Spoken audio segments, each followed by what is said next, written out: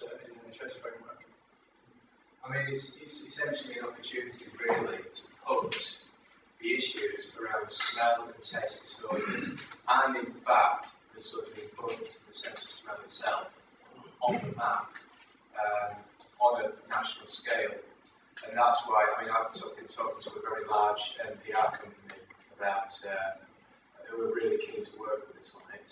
I've got a good PR sort of campaign sort of lined up, and we're essentially ready to go. We've had the quote for the scratch and sniff card, which will feature 6 fragrances, and there are sort of various things, various ideas we've got around those and which fragrances are going to be used, etc. But of course, the one thing that we're lacking, of course, is the money to do it. But I'll be talking about that a bit later, and that sort of feeds into the 5th sense of the registered charity. But that's basically sort of one of the big plans we've got at the moment. And the other thing which I circulated information about to you this morning, information sheets, was looking at a different aspect and really feeding off those of you that have experienced smell loss and have been perhaps in contact with the medical profession, or perhaps just generally about sort of getting some reflection on your experience of smell loss. I want to use that information and do what we call a qualitative study, and we actually then analyse, by removing all sort of references to individuals, we analyse the data anonymously, and we can actually pick out key themes in that information about topics that are clearly important. So perhaps X amount of people said they were fobbed off by the GP about the problem, etc., etc. And we can use that as a tool to drive through education of the medical profession about the problem, but also to kind of enhance our bits of funding to say, here is a problem that's being neglected. So those of you that have been in contact already, so I had now up to date about I think nearly 500 emails from people around the country about their problem. And those of you that perhaps haven't been in touch with me, you're welcome to send me an email with an account of your experience. But in order to use your information, obviously I need your permission. Now this information is available on the link which I think you got on the 5th sense website. Yeah, I mean, I'm going to be following the conference. I'm going to be emailing everyone from the 5th sense with details of this study and actually all to go on. So if you would like to sort of have your information used, and whether or not you've submitted anything to me already, or whether you intend to submit information to me, I'll pass these around. If you do want to participate, then you can sign the consent form, and then I'll put those up at the end of the day. Obviously, rest assured that the information we use when it goes into the analysis software, any reference to any individual such as yourself or any other personal clinical will be completely removed, because we don't want to kind of be pointing the finger at anyone. We want to just highlight the issue about recognising that smell loss is important, recognising that treatments are available, and we need to provide better education to medical professionals about the problem. And so this is really going to help us with research applications, but also it's going to help continue to deliver the service we deliver, because in the current financial climate, they're always looking to me to say, why should we continue to support running this service? And again, we need to kind of demonstrate that if there was a more effective pathway through the patients, actually the cost in NHS would probably be less, and people would repeatedly go back to the GP to say, I still can't smell. So if we went to the GP and they said, I can't smell it, oh yes, I know what to do. The places be a lot quicker and cheaper for the NHS. So, this is it. This is the rallying call. Dr. already said, we do need people to engage with research. Every research application now, whether it be an ethics application to get a study approved to run it, or a funding application, requires you to state on there, have you engaged the people that you wish to treat? And if you haven't shown that, then you may always sort of throw the application away in the first instance. So you have to have the support of the people you're trying to look after. And obviously, if you understand for you, that's kind of crucial that you've engaged with the process as well. As Duncan mentioned, what I would like to have really is to actually have almost a panel of you that would be interested in volunteering. This could be done remotely, because we can email you stuff, applications. Or, the sort of thing that we're interested to know about is Every application for ethics or funding has a lay summary, which basically outlines what we're going to do is understandable to the average person. Those are things that we need to get people to read and say, do you understand it? Why we're getting paid enough English? And also, as yourself as a patient, can you imagine you're going through that study, would you foresee any problems with it? A, you don't think it would work, or B, you put off during the study, or C, you can see problems with the retention of patients in the study. Those are the things that we're really interested in, from your perspective, in engaging with us as clinicians to do these applications. So, definitely keen to have people to come forward and say, we've done them remotely via email, so occasionally we need people to come and meet actively face to face, so all this can be done remotely. The other thing is definitely the James of the Alliance will need if you actually turn up for meetings for that. It can probably be 2 or 3 over the course of the year. So, in summary, there are things underway, and there are crucial studies that have to be done. I see this as a kind of lifetime sort of body of work over the rest of my career. And really, what we're doing here in terms of generating interest in this also feeds into what Duncan talked to in terms of this sense being recognised, which is a charity, because if all of you shout up with one voice and say this is a problem, then the more and more attention gets turned to it, the more we encourage money to be invested in the problem as well. Thank you, Carl.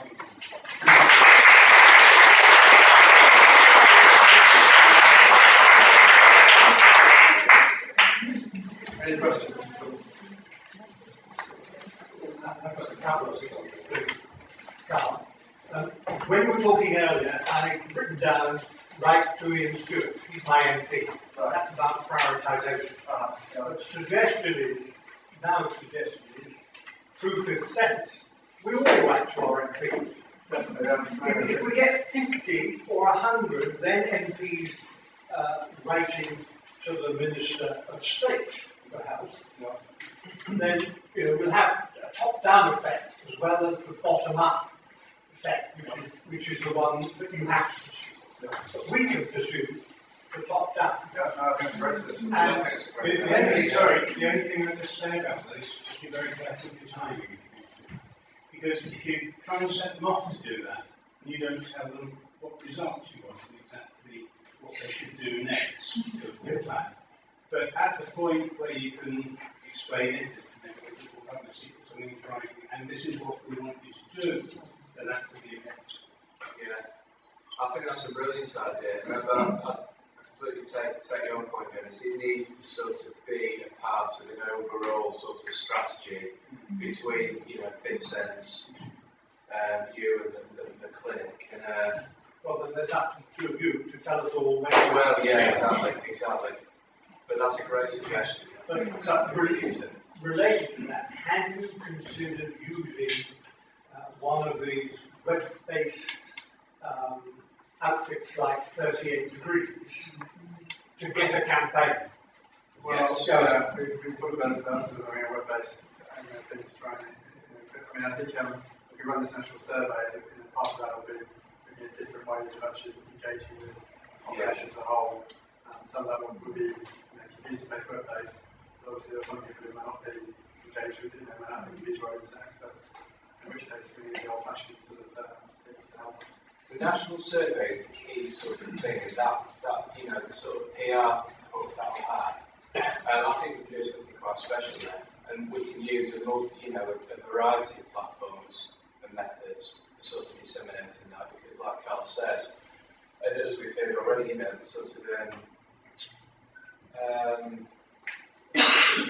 sort of taste disorders amongst sort of more the elderly population who maybe are less web savvy or whatever.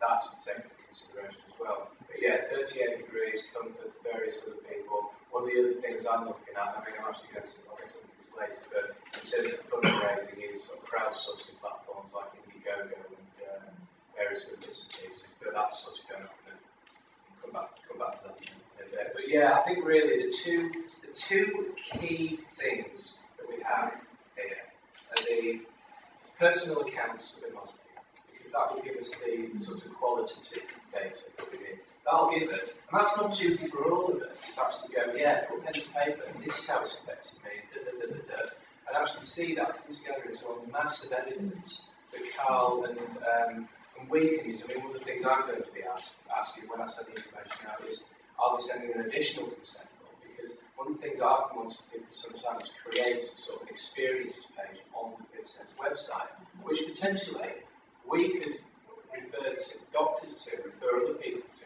go, well, actually, these are the issues in creation, and actually have a list of people's own some comments or editing, whatever. So that's something I'm keen to do along with this, is establish a really good kind of web-based body of evidence from ourselves, talking about the issues it causes. So that's the personal cancer anosmia, the sort of qualitative study.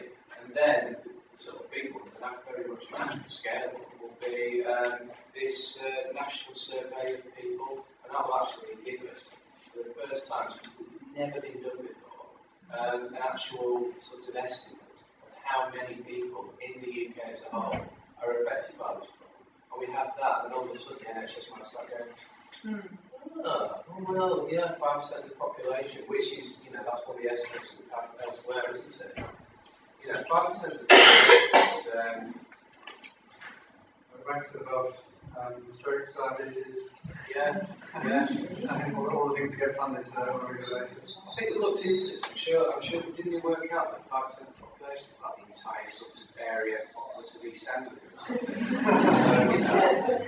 So, More common than violence. Yeah. The other point that Carl mentioned earlier in causes was medication and operation. Well, of course, the most common operation thing we think about with cognitive dysfunction is post-operative cognitive dysfunction. But actually, as people have been talking, I think you can see some aspects of our smell problem as a rather focused cognitive dysfunction. Now, back in my professional life, I did look at trying to develop an easy test for cognitive function in order to get the pharmaceutical companies to include cognitive function in drug testing, which they currently don't do. Because as we get into an older generation, more and more of us, to stay healthy, are taking more and more drugs.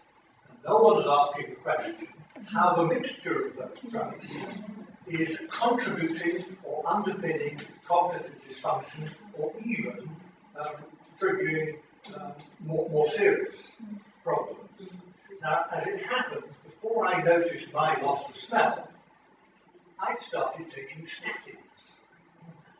Now, the only thing I've noted since in the literature is actually the chance of my getting dementia are actually lessened because I'm taking statins. Now, that's great. But today, the questions come up in my head. Taking statins at that key point, did that potentiate a series of viruses taking me over into loss of smell or triggering rhinosinusitis and loss of smell? And how do people collect information about those drugs? So perhaps, through Fifth Sense, we should get everyone to say what drugs they're taking. And then people like yourself can look through that list and see if there's something that stands out. It's a passive emerging. Well, that's the sort of thing that we have for the national survey, actually. It's probably too late to get into this. No. I mean, you can, the person accounting, you can write in your account if you want to update your account. If you already emailed me a sort of correspondence, you can always send me another email with additional information. So that's not a problem at all. At which point we've got 200 consent forms on. We then sort of stop at that point and analyse 200 patients worth of data. At the time, I've got 200 consent forms signed. So you can forward to whatever you want about your problem. So the more information, the merrier. The software that you use for analysing that will, if people do start mentioning different drugs, that will pull it out. So basically, the software system called MV band, it picks out sort of key themes. So if key things are going to say in everyone's account, it will highlight that as being a problem and issue. So we did a similar thing specifically for chronic sinusitis sufferers last year, and it kind of picked out that anosmia was a key issue that people complained to their GPs about, but it was never dealt with. So So obviously we need to get broaden that to the whole of causes for asthma. I think also, what you're saying also feeds back into what I was talking about, the prioritisation process, because raising these kind of research questions exactly is what we need from you as the membership to be in that forum, so that it's not really me saying this is my tick list of things I want to investigate, it's actually what you guys want as the patients to investigate. Can I just ask, as a kind of lateral thinking towards getting research money, are there any sort of correlations that you looked into between scent dogs for people with diabetes, Addison's, hypothyroidism? I'm on forums with Addison's UK, hypothyroidism. I have a friend who's diabetic who has a scent dog. Sort of the animal side of research, as it were, seems to be getting quite a lot of money at the moment. And as far as smell and animals, there seems to be quite a lot of money going into that area. And obviously, with people now, obviously diabetes UK and the ABSHG are registered charities. So, say the first thing we need to do is become a registered charity. But then also looking at why they're getting so much funding for smell, and you as a smell organisation, why I can't think get anything? ultimately it would come down to sort of demonstrating that, because if you bring it back to something completely relevant, it's demonstrating that that's a priority problem in a clinical framework.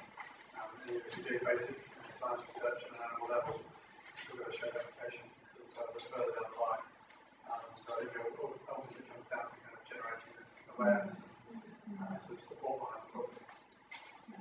I think it's a really good point, that actually. It highlights to sort of the NHS that actually a lot of medical conditions are directed smell-wise. Yeah, so why but isn't through smell being researched by the NHS? Yeah, it's crazy, isn't it? It's a really interesting point now. I've not sort of thought about that before. Yeah, but we see animals in that context. We use them because of their sense of smell. Yeah, but there's so little thought given to our own, which is it's crazy, isn't it? Really? Yeah. As a personal note, I have a medical condition which I can be dead in 20 minutes, and my cat will stay with me if I'm poorly and I don't know it. Right. And I'm literally sort of like, go away. And then I kind of think, well, hang on a minute, she's clinging to me, I'm going to go take steroids kind of thing, because I know I'm going to come down. Right. And seeing that response in my animals, and seeing the kind of indication that my diabetic friend has, her dog barks incessantly if she's going down in her diabetes. These animals are trained for this, funded by the NHS. So why isn't it's an odd thing? Yeah, we should have a chat about this actually. It's some really interesting ideas there that could kind of feed into some of those ideas could play a part in the campaign potentially. Yeah, no, thank you. Just check. So, on the qualitative study, all the influence is this consent form and answers to those questions. Is that right? Basically, it doesn't have to be answering questions. It's kind of whatever you want to write about your experience. Because I don't want to be influencing what you write. It's just, I guess, those are the things that I'll be looking for as other issues for medical education, both medical student level to primary care level or secondary care level. Are there issues in how service is provided? Are there personal issues outside of the medical sphere which need to be highlighted? So really, from your point of view, the account should be a free thing. That's why I sort of suggested that people are already contacting me. Obviously, it's easy to get ready. I just obviously need your consent to use that information. But it doesn't stop people that haven't necessarily emailed me with information doing so. But do it as a kind of free thinking, your experience of the problem and any quality of encounter we're trying to get it dealt with.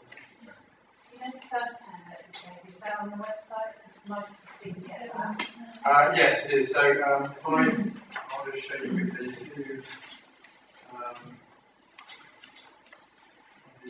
Google this. You talking to Google.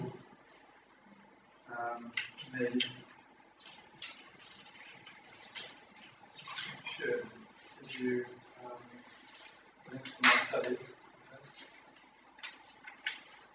Oh, no, these links to the studies, right. So I need to get that updated then like this.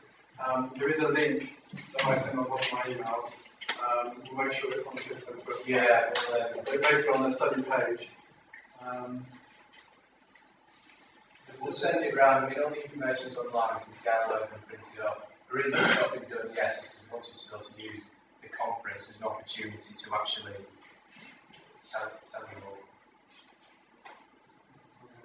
Yeah, I mean, basically you can click on the link and it takes you to the study documents, which is it should take you to all the study documents, including the information sheet.